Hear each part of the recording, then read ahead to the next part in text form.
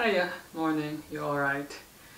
My name is Chris again. So we're doing a sit down vlog and our topic is cost of living here in Liverpool.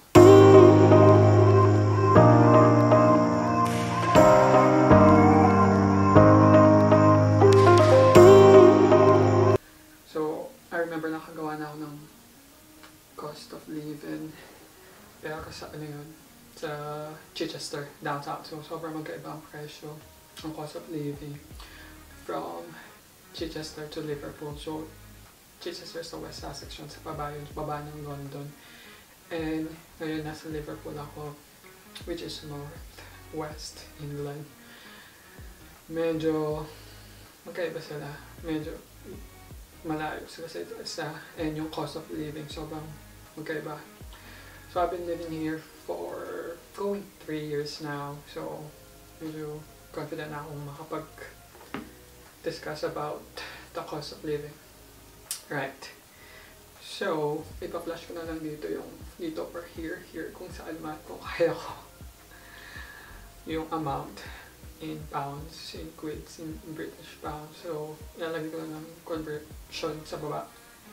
Effect doon sa day na ginawa ko itong video, which is 21st of April. Happy Easter Monday, holiday. Right, so umpisa tayo sa mga mabibigat na presyo, which is the rent. Sobrang layo ng difference, sobrang mura ang rent dito sa North West, specifically basta medyo pa north ng England, medyo pa baba ang prices ng mga bahay dito.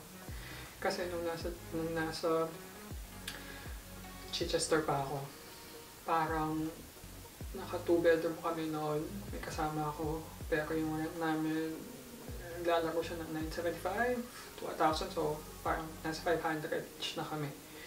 Ngayon ako, 2 bedroom ako, pero mag-isa lang ako, solo ko siya. Binabayaran ko ngayon 615 per month. So, magkano ko siya?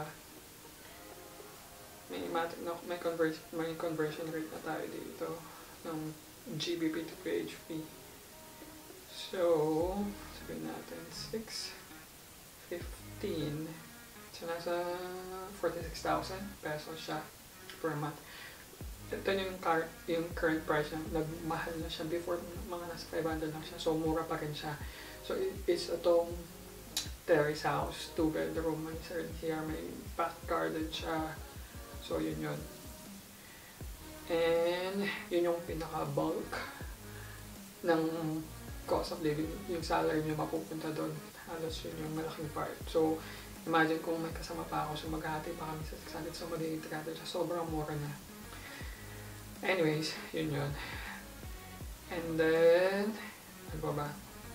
Electricity. Ang electricity ko dito is prepaid siya. So, pinapaloadan ko siya every 3 to 4 weeks. Depende, pero 20 pounds lang pinapaload ko.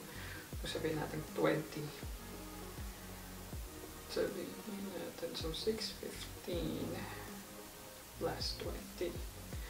Tapos, yung water dito, na-discuss ko na rin siya before. So, sa England, dalawa yung charge ng water nyo. Yung water sa faucet nyo, yun yung potable water na inom nyo, tsaka yung water sa inodoro. Yan. Feel ko yung sa shower din, na nare-recycle nila. So, iba pa yung bayad nun. So, yung bayad ko sa water ko is every 6 months siya nabibill. So, dumating lang, kakadating lang niya. Kailan lang ba siya dumating? Etong month lang ng April, which is 200. 220.65.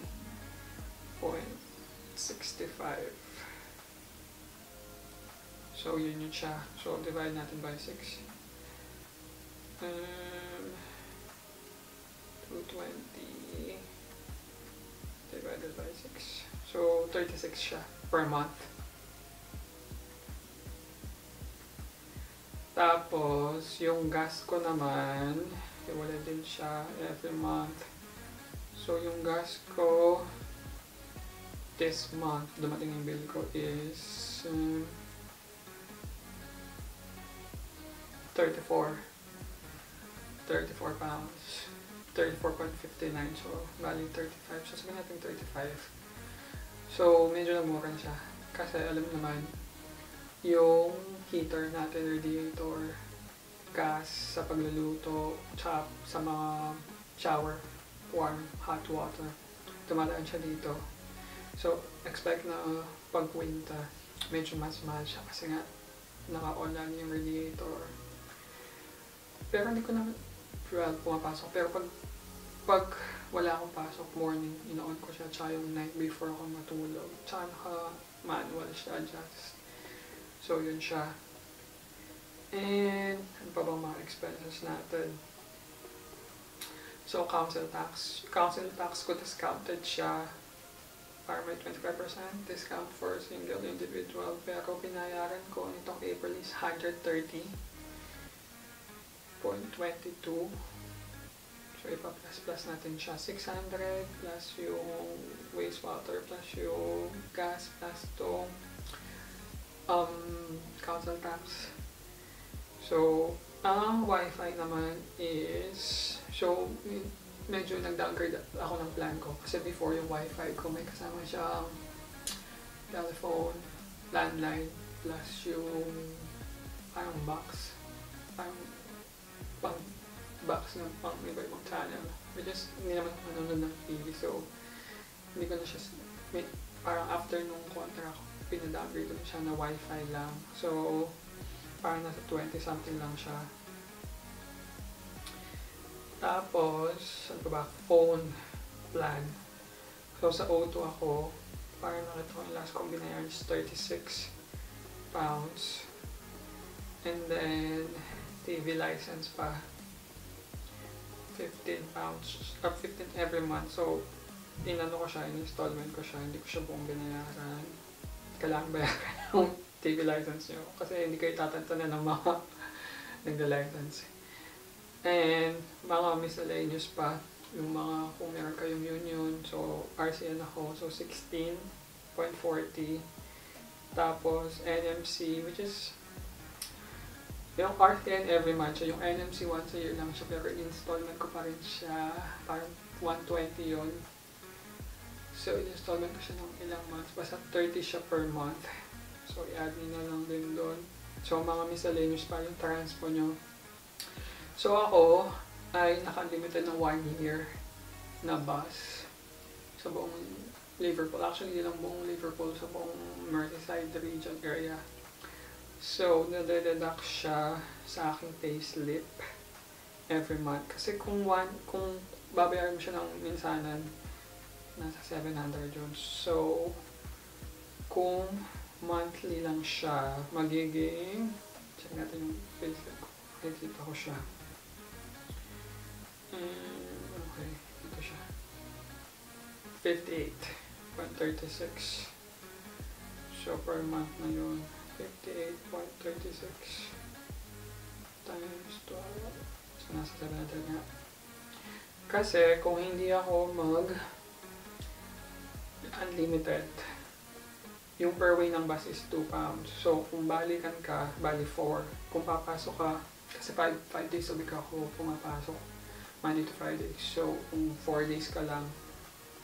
So, kung 5 days, 4 times 5 equals 20 times 4, 80 siya in a month. So, sabihin natin 4 days lang kayo. 4 times 4 equals 16 times 4 equals 64. So, medyo tipid pa rin siya kahit paano. Kung maka 4 kayo or 5 a week na bus, ano na siya, sulit nyo na siya.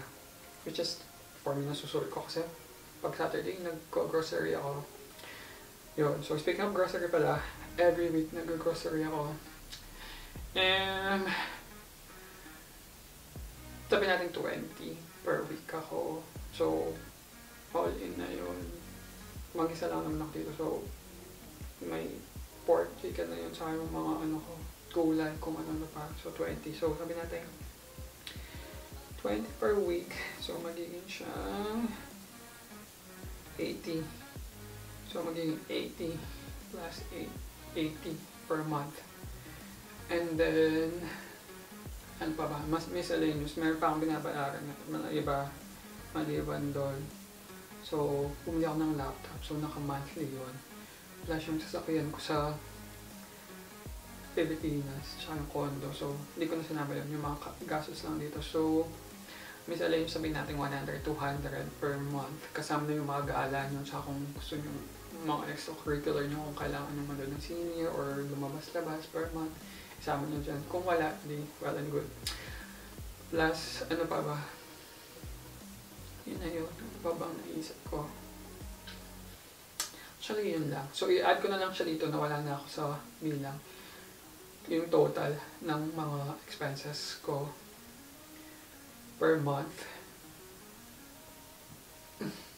I-add ko na lang siguro sa description if meron ako nakalimutan. So, basically, yun yung aking monthly bills.